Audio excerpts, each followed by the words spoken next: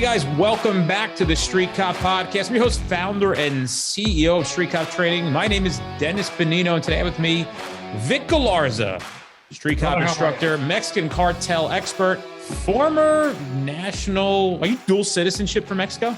I actually surrendered my Mexican citizenship. Okay, no longer Mexican. Straight up, Estados Unidos, amigos. Estados Unidos, naturalized United States citizen. The honor of being an American citizen. It's great, dude. What a wonderful thing. And we left off last time. Vic was walking us through the culture of the Mexican cartels. We kind of scratched the surface of the mindset and some of the organizational structure of these organizations. Today, Vic is going to continue to explain more things associated with Mexican drug cartels. So without further ado, Vic, give them the 30-second bio of you and then go into part two. So again, a former Mexican diplomat, arrived in the United States, eventually became an immigrant myself, surrendered my diplomatic status, a G1, later an A1 diplomatic status, actually vice versa, A1 and G1, became a naturalized United States citizen and had the opportunity to become a law enforcement officer here in the great state of Colorado, where I'm active as a narcotics agent, narcotics detective with a small drug task force, and founded the Vigilance Project back about, I want to say 2018. And later on in 2000, just actually this year or last year, I had the opportunity to join you folks with Street Cop, and it's been a great pleasure to do so. So that's kind of like me on a very nice little neat ball, if you could say that. Where are we going today on the journey into Mexico and the narco culture? I think a great opening for this podcast would be continuing with the webinar that we concluded, was it last week or 2 weeks ago, about the Cult of the Santa Muerte. Had a lot of questions, had a lot of comments, and had a lot of interest in regards to that specific subject when you're talking about the mass subject that is narcocultura. In narcocultura, we're not just talking about the culture of narcos or the transnational criminal organizations, which we're talking today in Mexico. When you're talking about narcos, you're talking about the criminal element in Mexico, period. And that is between 300 and 800 transnational criminal organizations, drug trafficking organizations or DTOs, regional mafias, other gangs, and other organized entities in Mexico today. That's when we're talking about narcocultura. And a big interest that I've actually seen with law enforcement officers and other members of the media, government, so on and so forth, is the Cult of Santa Muerte and the misconceptions that actually are around that specific subject, which are just drastic throughout the board. I just want to point out one thing that, Vic, I'm guessing your timelines in your life are completely off, because it was way longer than 2 weeks ago, my friend, that we did this. So I don't know how you need to get yourself like a Google Calendar because, dude, that was like 2 months ago. Everything just spiders together. Let me tell you. I see that. Yes, absolutely. It does. Let's move forward with what are some of the questions you've received and what are some of the answers you have given or want to give on this podcast? So the very first thing I want to start with is the understanding that this is an actual religion. In fact, it's a religion that is followed between 10 and 15 million people around the world. It's a syncretism. A syncretism is when you grab one religion and you combine it with the other and you get a completely different thing. It is believed that this specific religion, the Cult of the Santa Muerte, began in ancient pre-Columbian Mexico. With the worship of death at that point in time, which was actually done by the Mexicas or the Aztec people back in Mexico. Eventually, throughout history, that religion or that following to the deity of death was combined with other different beliefs in Mexico. And we begin with the belief of Espiritualismo Mariano Trinitario, an actual religious spiritualism following that occurred during Mexico, during the biggest political event in Mexico, which was the Mexican Revolution. To understand that concept in the Mexican mind at that point in time in 1910, you had about 1.5 million people died during this one conflict in Mexico.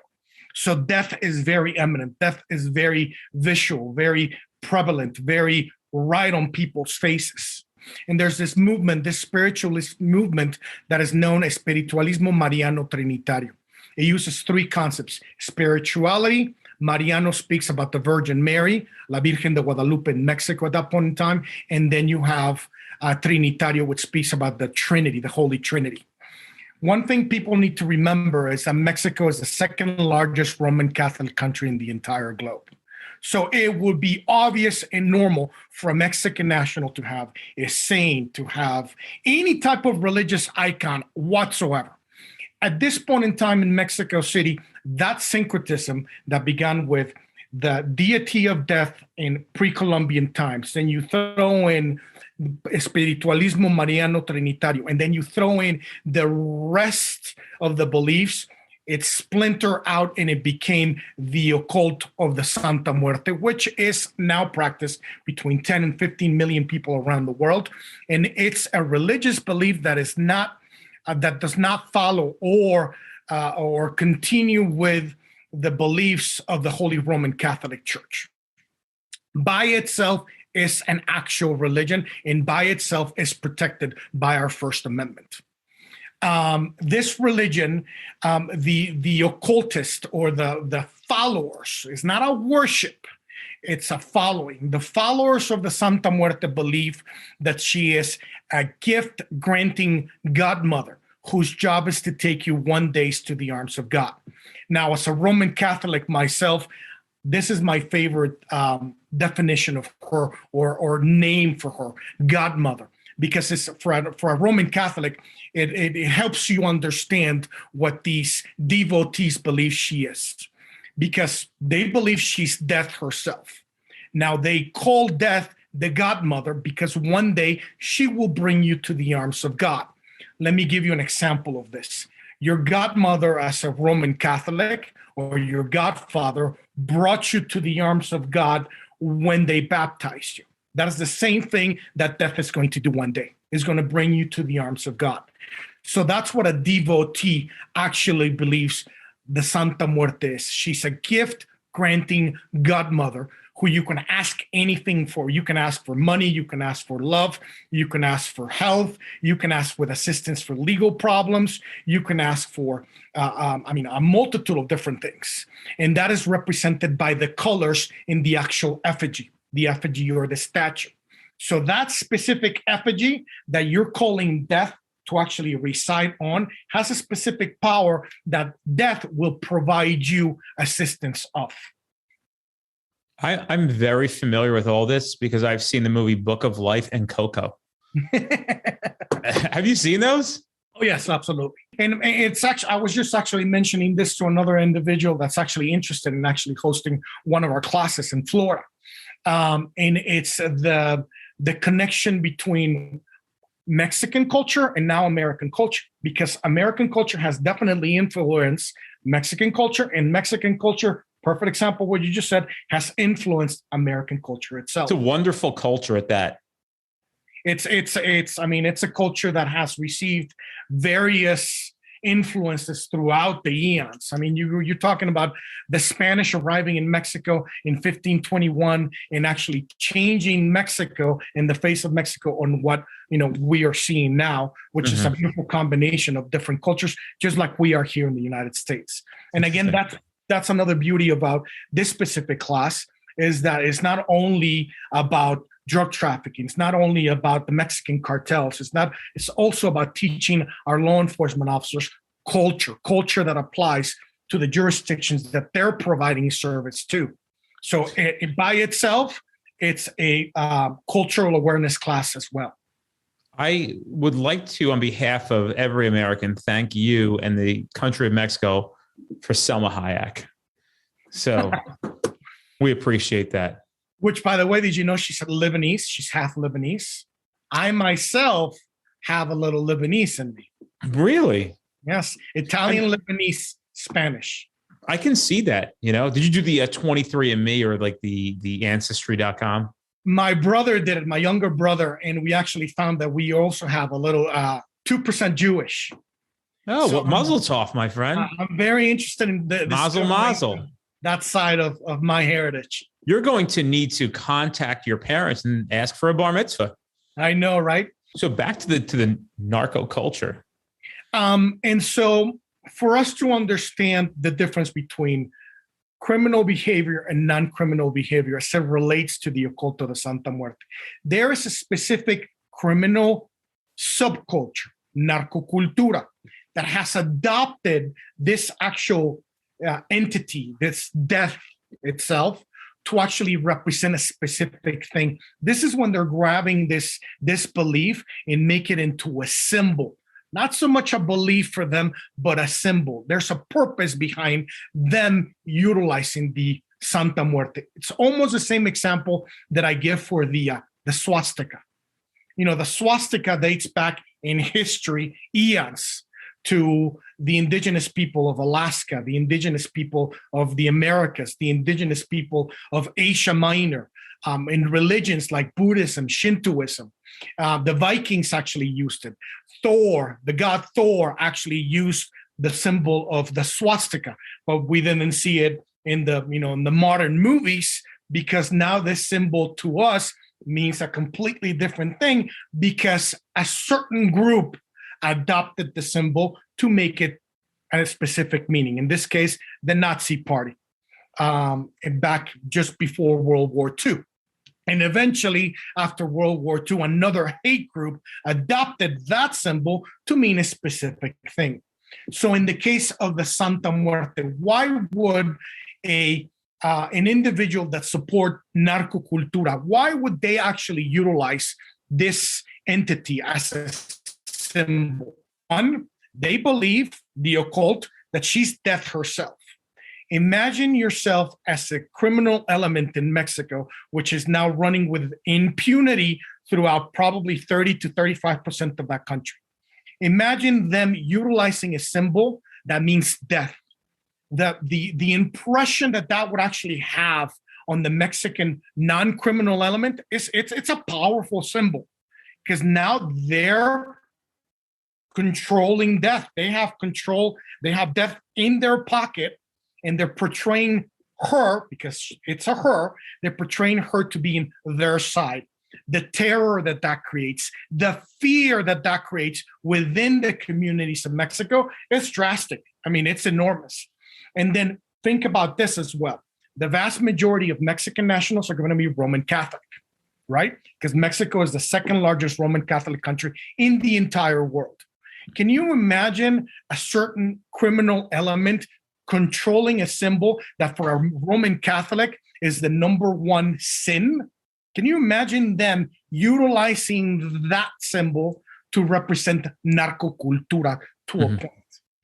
Also, within the group itself, it actually creates control and loyalties within a group.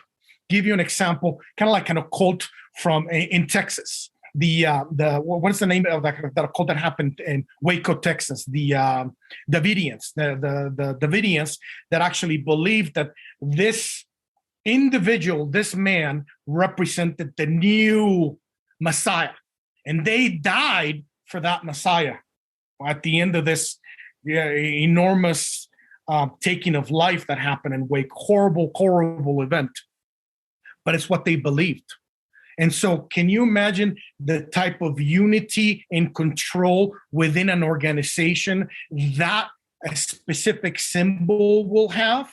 That's another reason why they utilize the Santa Muerte to that point.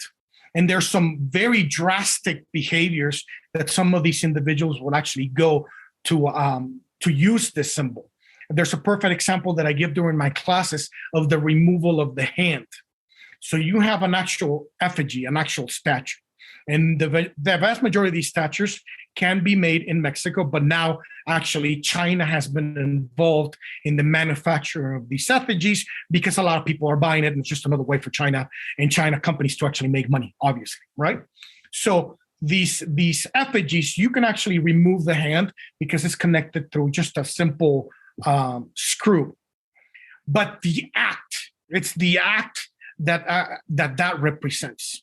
What they do is they take the hand of death, because they believe she's death herself. They remove the hand of death and they keep that hand under their control. And they tell death, I will not give you your hand back until you provide for me whatever I'm asking you for. I mean, just the drastic behavior of doing that will give you an idea of the use of this individual deity, of this individual religious belief in a criminal behavior. It's a very complicated thing, and it takes me literally 2.5 hours just to explain the Cult of Santa Muerte and some of the criminal behaviors surrounding this belief. Interesting. Okay, so progressing forward, what does that lead us into? That leads us into what we called factors in your investigations. So let's say, for example, a normal police officer that's got very little experience in law enforcement, and it's all about training, obviously. It's all about learning. You encounter something like a Mexican national or a non-Mexican national holding a necklace, a tattoo, a scapular, a statue in a vehicle. By itself, it's not an indicator. Let me express this very clearly. It's not an indicator of criminal behavior by itself, because we deal with probability, right? 10 to 15 million people. It's more probable that they're actually praying or utilizing La Santa Muerte as a non-criminal behavior than a criminal behavior. Is when you start noticing the criminal behaviors involved. And these criminal behaviors involve certain breaks of the rules between the Cult of Santa Muerte and what the narcocultura practices. Give you an example. So let's say, for example, I have a Santa Muerte statue and a St. Jude statue. And I'm just giving you examples, right? These two statues, for example. The Cult of Santa Muerte, they know her as a jealous bitch. So the rules of the occult actually express no other Roman Catholic patron saint or no folk saint to be combined with her belief. In the Holy Roman Catholic Church, St. Jude believes that she is the very first sin. I shall not have someone before thee. So right there and then, you're getting rid of two religious beliefs, the Holy Roman Catholic Church and the Cult of Santa Muerte. Now then, there's a specific reason why they're using this specific statue for the occult, for the Santa Muerte, and there's a specific reason why they will use St. Jude. That's when you start developing your factors that will play into your investigations. And obviously from there, you move on to the story, right? One of the biggest things, and there's various of our colleagues that say the story, the interview is one of the most important things that you can do during these investigations. When you bring in somebody into your vehicle, right? And then you're like, so what is that? You're not asking them about religion at that point in time. You're asking them about, is this a symbol or not? So what is that? What specifically is that? And they start lying to you because they think they know what you're seeing, what you know you're seeing as a Santa Muerte, as a symbol of narcocultura. If they're lying to you, then yes, that will become an actual indicator on the furtherance of your investigation. Another example, when you start looking at logos, at symbols, a very prevalent symbol would be el gallo, or the rooster, right?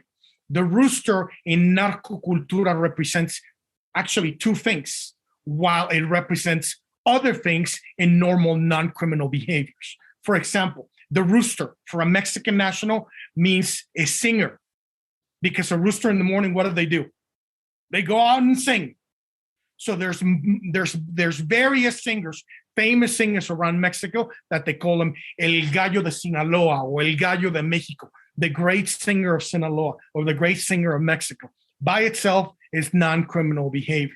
But when you start combining these factors in your investigation and you all of a sudden see a gallo, which in narcocultura represents two things, methamphetamine, and in previous years, marijuana as well. So today it means those two things, marijuana and methamphetamine, crystal, glass.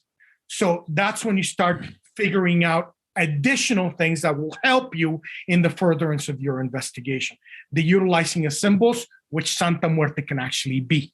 Now, does the rooster also mean they've earned a certain amount of money? Rooster earns a certain amount of money. Gallo by itself, so it could be the singer, or it can actually be a fighter as well. Because when you're, what do gallos do during a cockfight? They fight each other.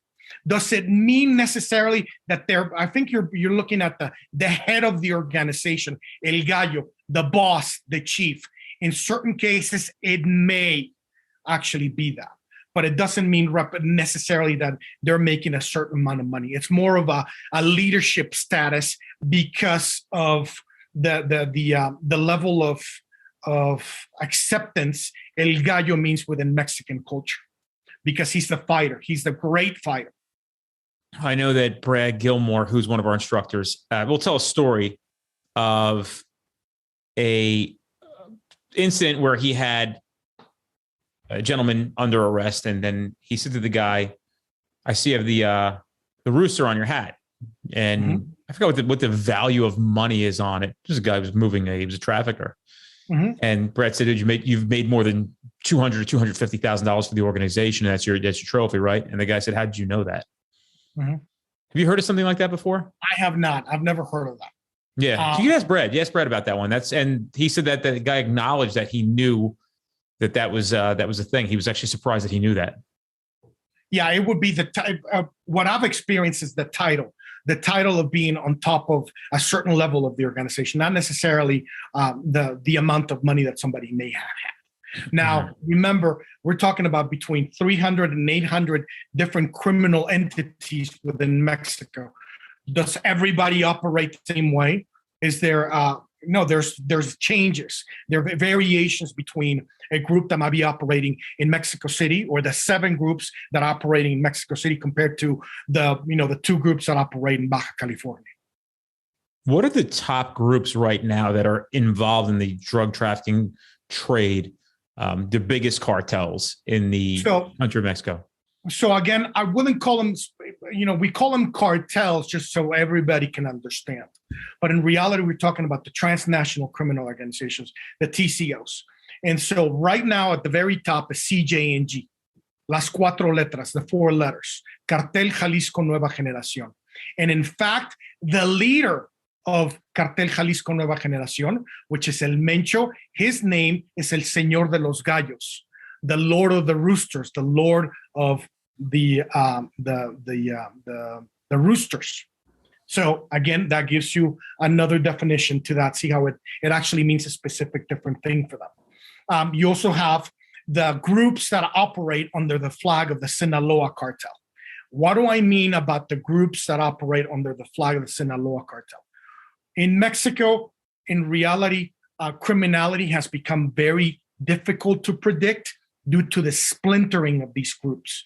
And that's exactly what happened to what we know as the Sinaloa cartel or the Pacific cartel or the Pacific organization, also known as the Guzman Loera organization. It has splintered into various different groupings. You have El Mayo Zambada now being part of one specific group within that organization. You have Caro Quintero now being part of that organization. This is the man that killed Kiki Camarena back in the 80s when I was in Mexico. Also, you have Los Chapitos, the 3 kids or the 3 sons of El Chapo Guzman, who are actually taking a part of the organization to another level. And then on top of that, you have, again, other various organizations, like let's say, for example, Los Viagra, the Viagra cartel. You also have La Nueva Familia Michoacana. You have the H3 cartel. You have the reminiscences of the Tijuana cartel. You have the reminiscences of the Juarez cartel. You have also the splintering groups of Los Zetas cartel. You probably have heard of Los Zetas cartel and how some people still call them Los Zetas cartel. In reality, it's again the various groups that hold the flag of Los Zetas. Because right now, one of the most dangerous criminal organizations in Mexico is el Cartel del Noroeste, which is a splinter group of the Zetas cartel by itself. So you have various groups, El Gulf cartel, let's not forget about that. And then you have other organizations that are coming and becoming stronger, that at one point in time were smaller criminal organizations, and now they're rising to the level of transnational organizations like Guerreros Unidos. Guerreros Unidos is the group that's basically in control of the Pentágono de Amapola, the Poppy Pentagon, which is in the state of Guerrero, where Acapulco is. This organization came from that place and are very much in control of the production and manufacturing of heroin, which comes from that state, the Poppy Pentagon. So you have, like I said, it's a very complicated issue and very difficult to predict because of the splintering of these organizations. You know, one comes in and three all of a sudden erect, and now we have them operating in. That's why I spend a lot of time teaching about the criminal behaviors, because if we start talking about individual groups, we'll be having a class for a month, and then we would have to start again because of the splintering of these groups. There's a lot to unpack, huh? Oh, yeah. What are three significant things people need to consider when we're talking about maybe an investigation tied back to the cartels? What's some good advice you can give? I think we'll concentrate on advice on patrol officers and officers out there trying to get an interdiction. And one of the things is not so much a criminal behavior, but it's a Mexican behavior. We don't believe in personal space at all. So you would actually see a Mexican national approaching a law enforcement officer out of respect. So always keep in mind, keep your distance, and you got to express that to them. Also remember that for a Mexican national to see a law enforcement officer doing a traffic contact, remember how law enforcement is in Mexico. In Mexico, law enforcement at a lower level has an incredible bad reputation of corruption and impunity, and taking law into their own hands, into their own matters, and not doing something constitutionally. So that is the reputation that law enforcement has as a lower level, the municipal level, the state level, the city level in Mexico. Once you get into the federal level, it's a different thing. So keep that in mind. These are the eyes that actually seeing you as an American law enforcement officer conducting a traffic stop. The nervousness, the concern, and on top of it, remember that, again, illegal immigration is a very true fact. So while you're conducting these investigations, you might get the sense of nervousness because, again, you might be dealing with a illegal immigrant, which as a county employee myself, I don't uphold immigration law at all. And that's actually one of the very things I do when I used to do criminal interdiction. I would go to a possible Mexican contact and be like, dude, just so you know, I am not immigration. I am not here to deport you. I don't care if you're here legally or illegally. I am only concerned at that point in time doing a traffic stop. So that's another thing that officers need to realize. And then once you get into these investigations, especially in rural areas, like say, for example, here in the Four Corners, where you have shitty cell service, shitty computer service, your radio service is basically crap as well, and your closest backup is literally an hour away. Keep in mind some of the tactics that these organizations actually use, kind of like riding on convoys, the splitting of an actual load, not just into one vehicle, but various vehicles. That's something that you have to keep in mind. Keep in mind of your surroundings. Keep in mind that while you're conducting a traffic stop on one vehicle, you might have other one or two actually passing you by, or even another one conducting surveillance on your ass while doing this. In fact, they're even known to actually put cameras and recording device in these vehicles that actually load vehicles to actually get intel on whoever's actually doing the traffic stop during this contact. So keep that in mind. How far is the outreach in the United States of the Mexican drug trafficking organizations? Because I think a lot of people in the Northeast, maybe on the East Coast, they're under the impression that there is no influence here. Maybe you could shed some light on the truth behind the influence here. And the reason they don't think it's here is because I guess in their mind, they're not experiencing it. And I would probably argue that the Mexican drug cartel here is doing a very good job at keeping a very low profile. So maybe you can elaborate on that. There is a reason why the Department of Justice has called the Mexican cartels the number one criminal threat to the United States. The Mexican cartels are in a position to actually operate here in the United States uncomparably to any other organization in the entire world. So that's number one. And it's not just in the United States, it's in North America.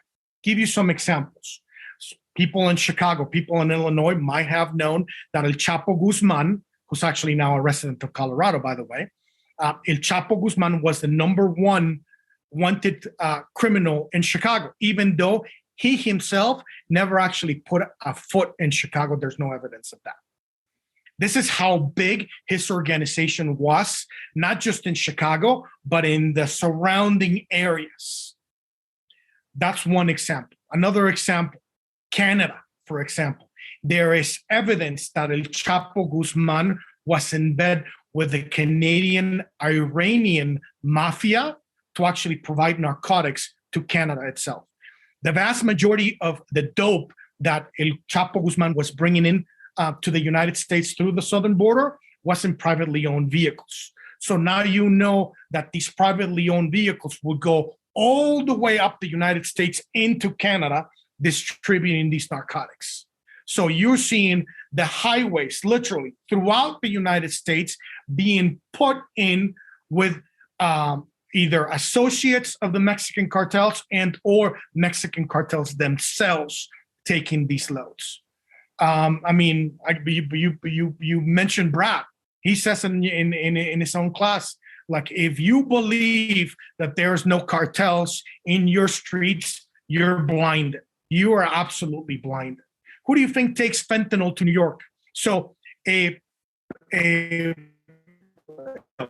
1 kilo, 2.2 pounds of pure fentanyl powder in Mexico, it takes you about $2,200 to actually produce. That same key that you take to New York City, that same key, once you break it up, you can make up to $1 million. Wow. $1 million in New York City of pure fentanyl, which is right now, hands down, one of the biggest threats we're experiencing in the United States. So can you imagine the amount of monies and the amount of power and the amount of personnel that it would actually take to actually bring these products into the United States? There's one city in Sinaloa, it's called Los Mochis, which is a mountainous area of Sinaloa.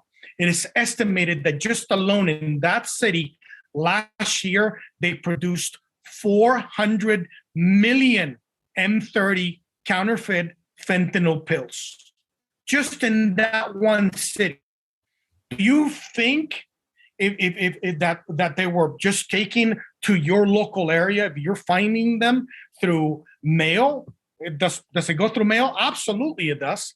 But do you think 400 million of them just arrived in your area or throughout the United States via mail or just via car, via just people walking in and on planes? They're everywhere. So if you believe that the Mexican cartels are not represented in your cities, in your communities, we got some work to do. Do the Mexican cartels work in conjunction and hand in hand with other cartels like Dominican cartels? How does that work? One case that I just literally, it's being adjudicated federally, is somebody that's connected to a criminal organization and a motorcycle gang. I'm not gonna kind of emphasis on that specific thing, on that specific investigation, but I will give you some examples that the Mexican cartels not only use other organizations like street gangs and motorcycle gangs to actually distribute and sell their narcotics, but other criminal organizations around the world. I just gave you an example of the Iranian mafia in Canada, right? They're in bed with the Colombian militant groups to actually produce cocaine. The cocaine production in Colombia is controlled by the Mexican cartels. The Mexican cartels are in bed with La Cosa Nostra, the Mexican cartels are in bed with Russian mafia. You tell me how powerful the Russian mafia is in New York City. Where do you think they're getting their dope? Where do you think they're getting fentanyl? Where do you think they're getting the counter C30 pills? Where I, by far, the one organization that is actually expertise in manufacturing those pills is the Chapitos from Sinaloa. So if you're seeing these pills in your neck of the woods, they're coming from one place and one place only. So yeah, they're everywhere. Yeah, it's interesting. I had a kid one time on the phone said to me, "There's no cartels in Mexico, in New Jersey," and he went, "Oh, okay, I'm sorry. I just realized that I just said something completely idiotic," and I said, "That is probably one of the most ridiculous things I've ever heard in my life." Yeah, unfortunately. Just because you don't see it, don't think that it's not here or in your neck of the woods. I think a lot of law enforcement has to really concede and try to conceptualize how big these organizations are and how impactful they are in their own local jurisdictions. And everybody's just naive because it's not constantly exposed, it's not constantly discovered. And the reason it's not constantly discovered is because there is not training to discover it. So where we focus our energy and efforts is to try to discover these things, disrupt them, because that's what we're supposed to do as law enforcement officers. Correct. And these groups hide in plain sight. And if we're not able to recognize the behaviors, the non-criminal versus the criminal, that's how they're able to actually fool us in thinking, oh, there's no cartels. Really? Wow. Okay. Vic, how many police officers in Mexico would you consider to be corrupt versus honest? Man, that's a hard question. And to be very honest, my family back in Mexico, my grandfather actually was one of the founding fathers for a law enforcement agency that provided service and security for the banking and industrial industries in Mexico. So I know this for a fact. So I want to say that at a lower level, and I mean in a lower jurisdiction level, the city law enforcement, I want to say an educated guess, because that's all you could do, an educated guess. 50 to 60%. At a more federal level, I want to say it's going to be a little less, maybe 30% at a federal level. And you got to figure out that law enforcement at a federal level right now in Mexico, it's a combination of the former federal police force, Policía Federal Judicial, and the law enforcement provided to the military. They actually combined the various battalions, military police battalions, with the former Mexican federal police and united them and turned it into La Guardia Nacional, the National Guard. But interesting. And within that, they don't even have the ability to actually provide not only law enforcement duties to the people of Mexico, but also the safeguarding of the border, the safeguarding of the 17,000 miles of oil in Mexico, because right now we're looking at a second war in Mexico, which is the theft of oil by $1 billion a year from the nationalized company Pemex, Petróleos Mexicanos, Mexican Petroleum, which actually, owns Mexican Petroleum in Mexico. So they're not able to provide all this different services to the needs of the Mexican people. And now you have the injection back again of normal military units in the Mexican Navy as well. It's all very interesting stuff. I mean, really to know. And, I think what makes it so interesting is that we're so close to the border and so ingrained in this. I don't know how you want to describe it, or a term that would accurately define what we're involved in. But it's certainly something that when you talk about the culture of law enforcement, Mexican cartels and trafficking is a major thing that we see consistently here in the United States, stemming from where Mexico. I mean, anything you watch on National Geographic or any of those other Discovery Network, where they are doing behind the scenes and deep diving into these cartels, it really is a significant factor in the society of the United States. It's very interesting. Mm-hmm, mm-hmm.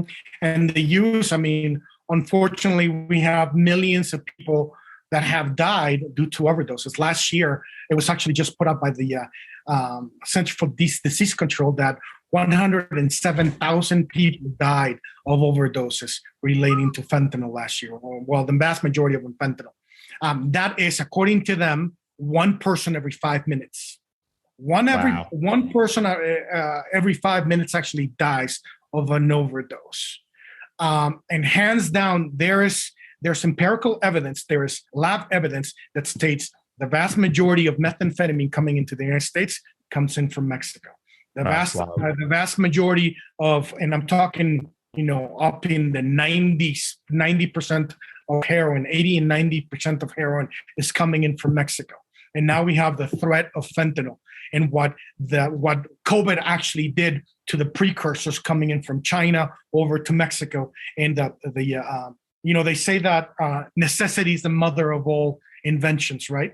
So now we have actual Mexican criminal element manufacturing the precursors of fentanyl and methamphetamine that they were getting by the tons from China. When that kind of got interrupted with COVID, now we have the Mexican element doing these precursors so they can do their own version of various different types of fentanyl. I've been reading that there is a recipe for fentanyl.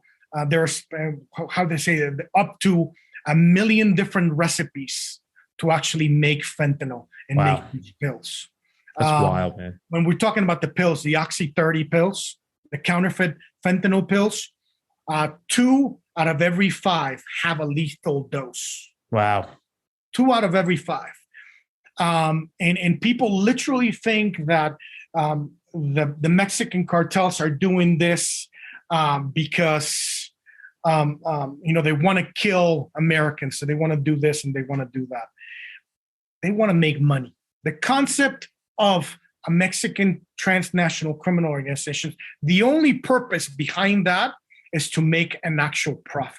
Mm-hmm. There was a former Mexican president that actually got with an American president, and that American president said, hey, why don't you stop the distribution and importation of narcotics into the United States? And the Mexican president said, while we are the trampoline, this is when we're talking about the cocaine coming in from Canada, from Colombia to Mexico and over to the United States, while Mexico is the trampoline of narcotics, the United States is the biggest pool because of the demand of narcotics in our nation, unfortunately. It's wild. And while some people think that law enforcement is a catch-all that we need to do with the addiction and the issues and everything else, our job as law enforcement officers, I just had a class here locally for our community, and they were asking me, well, what kind of services do you provide for our community that's addicted to these narcotics? I'm like, folks, I am an investigator. I am a detective. I am a narcotics agent. My duty is to stop the influx of these products coming into the United States and coming into Colorado and coming into my county. That is my job. That's the job as us as law enforcement officers. Be proactive. Go out there and get it. Go out there and learn how to get it. Because if we don't, that's when we start seeing the deaths. Very interesting stuff, Vic. I think we have much more to talk about, but I think for episode 2, unless you have anything else you want to contribute here, this sounds like we've deep dove a little bit further into understanding the Mexican narcotic culture. And, people will continue to learn through the expert himself, Mr. Victor Galarza. So anything else you want to add in before we wrap this episode up? I'm here. Questions, answers. Just email me at vicstreetcop.com. And I will do my best to answer at the best of my ability those questions that you might have. Please hit me up. Oh, amazing. Just wanted to continue to thank everybody for our continued support here at Street Cop Training and giving us an opportunity to go out there and share this information with everybody. And if you enjoyed this podcast, share it with a friend, let them know that you like it, and that's all we ask for. So without further ado, thank you, Vic, for being here. Gracias. Buenas noches. Adios, amigo.